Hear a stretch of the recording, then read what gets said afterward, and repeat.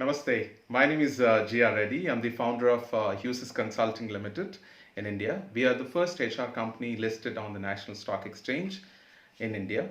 And we have been working with a lot of international companies in helping them to employ people in India and access the talent over the last 15 years. Here today, I would like to really talk to you about a specific tax regulations which are very important for every employer to be known. In India, the tax is deducted at source. So that means that if an employer is paying money to an employee for delivering certain services, or if an employer is paying some money for a contractor for a project or whatever the reasons, the tax must be deducted at source. And the company who's actually deducting the tax must have a TAN number, which is a tax deduction and collection account number, which is issued to an organization who are registered inside the country along with the income tax authorities. In the similar manner, every employee must have a PAN number called a permanent account number, which identifies that the employee can pay tax through that number.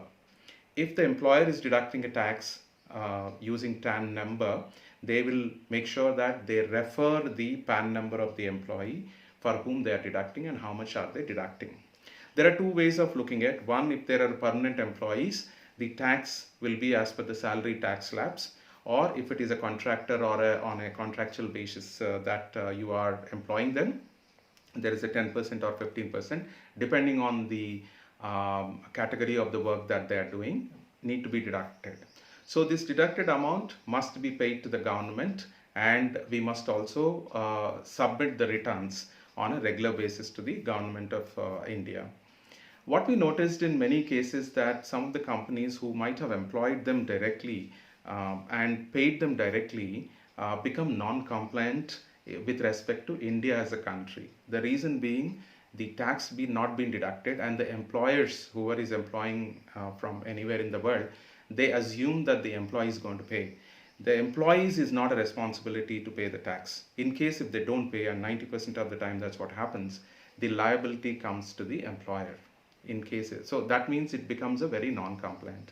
So my sincere advice is to make sure that if you do not have an entity in India and also a permanent establishment, then I think it is important for you to really look at not to directly employ somebody and pay them directly, but you could also route it through an PEO service provider or an employers of records, whether it be short term or for a long term.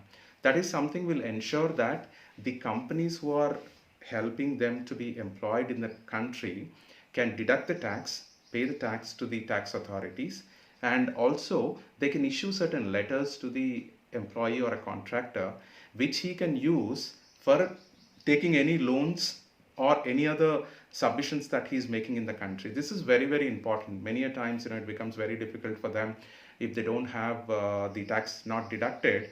They are not eligible for many schemes that Government of India provides to people of its country. So it is very essential that you should really employ people legally and be compliant. And our teams at Husys have been doing it for the last 15 years. So we'll be happy to provide you any information that you need. Not necessary that we need to do business with you, but however, we'll be always happy to help as long as you are accessing talent India, generating employment for India. We'll be happy to do that support. Please do reach out to any one of our associates who will be happy to provide any information. Thank you so much, and Namaste and Jai Hind from India.